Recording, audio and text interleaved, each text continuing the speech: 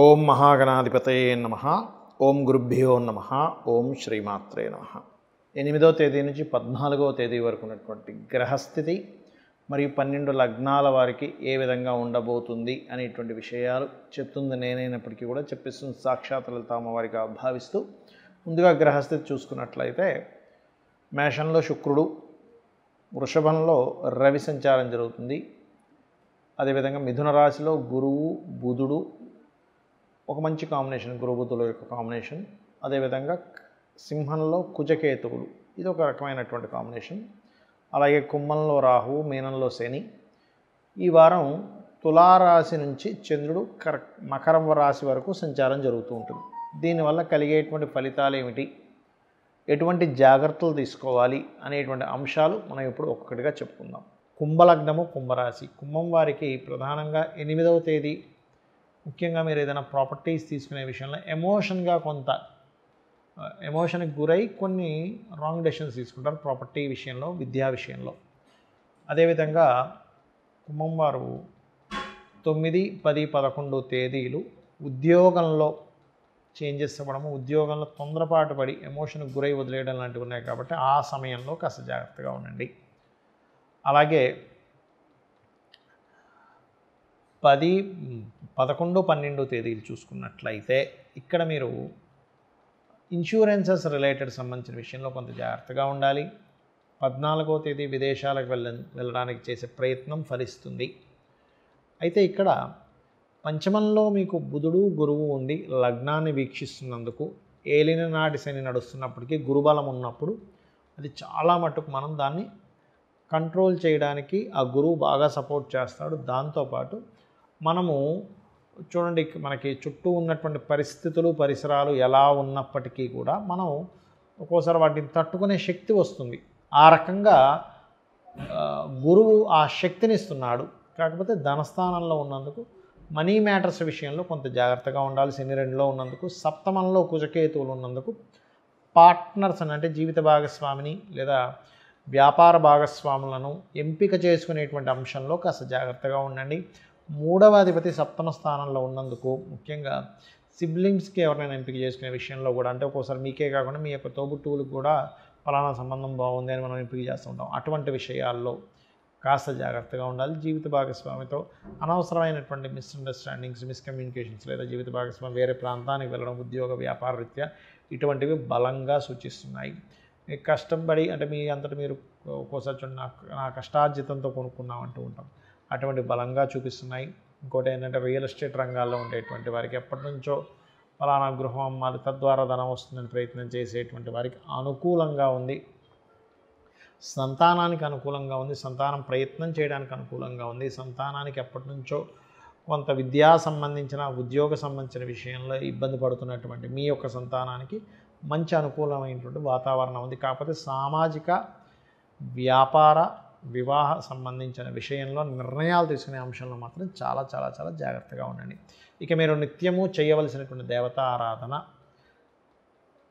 దత్తాత్రేయుడి యొక్క ఆరాధన, విష్ణు సహస్రనామాలు ఎక్కువగా చేయండి. అన్ని విధాలా బాగుంటుంది. చాలామందికి కొన్ని అపోహలు ఉన్నాయండి. ఈ వీడియోలో చాలా అపోహలను తొలగించే దీని మీద నేను చెప్పబోతున్నాను. ఒకటి, వివాహ సంబంధాలు కుదుర్చుకునేటప్పుడు కేవలం పాయింట్స్ చూస్తున్నారు చాలామంది తెలియక. 18 పాయింట్లు కలిశాయి చేసేయండి, కానీ అది పూర్తిగా తప్పు. పాయింట్లు కొంతవరకు పనిచేస్తుంది, అసలు పనిచేయదని నేను చెప్పట్లే.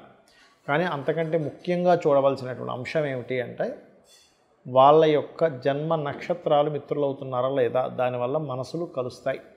రెండవది, వారిద్దరి జన్మజాతకంలో ఆకర్షణ, ఇద్దరు వ్యక్తుల మధ్య జీవితం సాగించాలని వాళ్ళిద్దరి మధ్య మనసులతో పాటు ఆకర్షణ కూడా కలవాలి. సో శుక్రకుజులు ఎక్కడున్నారు, సోల్మేట్స్ అంటూ ఉంటారు, అంటే ఇద్దరు రవిలు ఎక్కడున్నారు, రవిగ్రహం ఎక్కడెక్కడ ఉంది. అలాగే బుధుడు కమ్యూనికేషన్స్ కారకుడు ఎలా ఉన్నారు ఇద్దరి జాతకంలో. ఆ రకంగా ప్రతిదీ జీవుడు, కర్మ, రాహు, కేతువులు, కాలమోక్ష కారకులు, ఇవన్నీ చెక్ చేసుకొని దీంతోపాటు ప్రధానంగా మనం చూడవలసింది ఏమిటంటే అమ్మాయి జన్మజాతకంలో, ఉదాహరణకి అమ్మాయినిచ్చి ఒక అబ్బాయికి చేస్తున్నాం, అప్పుడు అబ్బాయి జన్మజాతకంలో వివాహ జీవితం ఎలా ఉంది, లగ్నం ఎలా ఉంది, ప్రధానంగా ఆయన ఏమైనా సాడిస్ట్గా ఉన్నాడు అబ్బాయి. ఇది అమ్మాయికి కావచ్చు, అబ్బాయికి కావచ్చు, ఇవాళ రేపు ఇద్దరు ఒక రకంగానే ఉంటున్నారు. సో సాడిస్టిక్ నేచర్స్ ఏమైనా ఉన్నాయా వాళ్ళ లగ్నంలో. లగ్నం బాగుందా, ప్రేమపూర్వకంగా ఉంటారు, ఇవి ఫస్ట్ చెక్ చేయాలి. కొంతమంది తట్టుకునే శక్తి ఉంటుంది, వాళ్ళ అవతల వాళ్ళంతా గట్టిగా ఉన్నా కూడా, అప్పుడు పర్లేదు. అలా ఈ అమ్మాయి బాగా సెన్సిటివ్, అబ్బాయి బాగా శాడిస్టిక్ అనుకోండి, చాలా ప్రాబ్లమాటిక్ అవుతుంది. కాబట్టి ఆ రకంగా కుటుంబ స్థానము, సంతాన స్థానము, వివాహం తర్వాత ఉండే జీవితం, వివాహం తర్వాత ఉండే జీవితాన్ని 12వ స్థానంలో చూస్తారు. సో 12వ స్థానం కనుక 2 వివాహాలు సూచిస్తే, ఒకవేళ లవ్ మ్యారేజెస్ అయితే నేను చూసుకోవద్దని చెప్పాను, ఒకవేళ లవ్ మ్యారేజెస్ అయినా చూపించుకున్నట్లయితే ఇలా 2 వివాహాల యోగం ఉన్నప్పుడు అర్క వివాహము పురుషుడికైతే, స్త్రీలకైతే కుంభ వివాహం చేయించాలి. ఇది ప్రధానంగా చూసుకోండి. ఇందులో చాలామందికి ఉన్న అపోహలు ఏమిటంటే, ఆశ్లేష నక్షత్రం మంచిది కాదు, అత్తగారికి గండం, మూలా నక్షత్రం మంచిది కాదు అనుకుంటూ ఉంటారు. అలాంటివి ఏమీ లేవండి. ఒకటే గుర్తుపెట్టుకోండి, ఆ పర్సనల్ చార్ట్లో దశమ స్థానం పాడైతే, అదేవిధంగా అత్తగారి జాతకంలో కూడా గండ యోగాలు ఉంటేనే అత్తగారికి గండం, అదర్వైజ్ కాదు.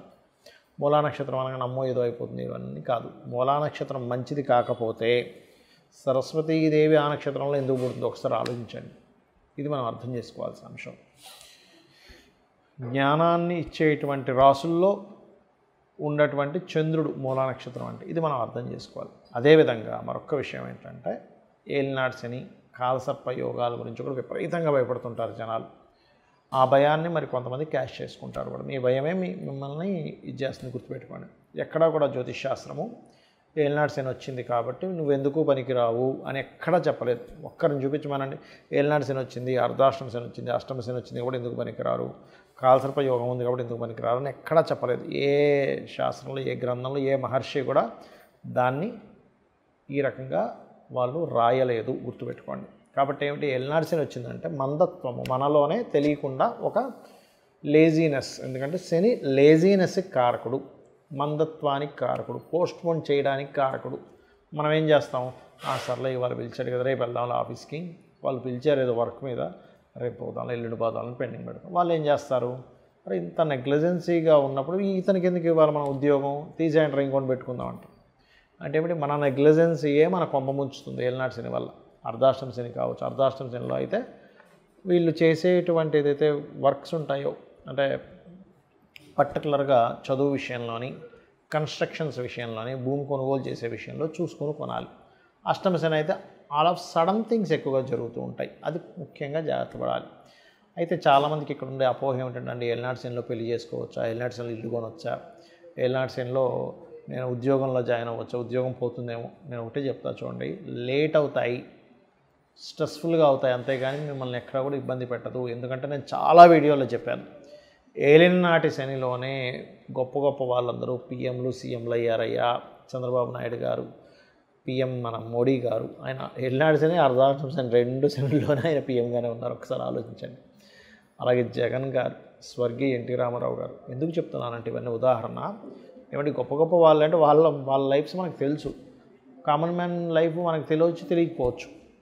కాకపోతే మీకు ఇవి చెప్తే మీరు మీకు సర్కిల్లో ఉండేటువంటి వాళ్ళ యొక్క ఏలినాటి శనిలో వాళ్ళు ఎంత గొప్పగా ఎదిగారు, స్ట్రెస్ ఉంటుంది, నేను ఉండదు అని చెప్పట్లే.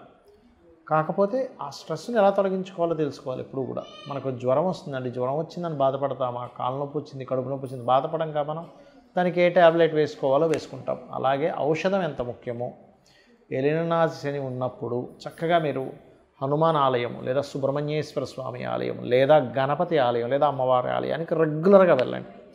మీరే 100% చక్కటి ఫలితాలు మీరు చూస్తారు. ఎక్కడా కూడా అసలు ఏలినాటి శని జరుగుతున్న ఫలితమే మీకు కనబడదు. అలాగే రెండవ విషయం ఏమిటంటే, ఈ కాలసర్ప యోగాలు కూడా జన్మజాతకానికి అప్లై చేయకూడదు. కేవలం గోచారంలో, అంటే దేశకాల పరిస్థితుల గురించి చెప్పడానికి మాత్రమే ఈ కాలసర్ప యోగాలు చెప్పారు. ఇది భయపెట్టేసి మీరు భయపడిపోయి అమ్మో ఏదో అవుతుందని అనుకుంటున్నారు. దీనికి ఒకవేళ సరే మీకు అంతగా భయం ఉంది, చక్కగా మీరు ఏం చేస్తారంటే, రోజు కాలసర్ప యోగం ఉందనుకుందాం, అది పనిచేయదని చెప్తున్నా, అయినా మీ భయం పోగొట్టడని చెప్తున్నా, గణపతిని, దుర్గని అనుక్షణం తలుచుకోండి, మీకు ఆ దోషమే ఉండదు. ఒకటి. రెండవది, రాహుకేతువుల దగ్గర దీపారాధన చేయండి. ఇంకా ఎక్కువ ఉందండి, మీకు తెలియట్లేదు. కొంతమంది అంటుంటారు, అయ్యా నీకు దానివల్ల కాదు అంటే, లేదండి నాకు చాలా ఇబ్బంది పడ్డాను, నాకు కాలసర్ప దోషం వల్లే అంటూ ఉంటారు, ఎంత చెప్పినా కూడా. అలా ఉంటే చక్కగా 6 నెలలకు ఒకసారి కాళహస్తి వెళ్ళండి. ఆ ఈశ్వరానుగ్రహము, రాహుకేతువుల యొక్క అనుగ్రహంతో మీకు అనుకున్న పనులు అనుకున్నట్టుగా అవుతాయి. ఎందుకంటే మెగాస్టార్ చిరంజీవి గారి గురించి కాలసర్ప యోగము కాబట్టి అది కూడా ఎక్కడ మిమ్మల్ని ఆపదు. జ్యోతిష్శాస్త్రం అనేటువంటిది మార్గనిర్దేశం చేసుకోవడానికి ఉంది. ఎటువైపు వెళ్ళాలి, ఎలా చేయాలి, ఎప్పుడు ఏ పనులు చేయాలి, ఎప్పుడు నేను ఎందులోకి వెళ్తే నేను సక్సెస్ అవుతాను, ఇటువంటి వాటి కోసం ఉంది. కానీ ఏదో మనం భయపడుతూ ఇంట్లో కూర్చొని ఏ పని చేయకుండా ఉండడానికి కాదు. శ్రీమాత్రే నమః.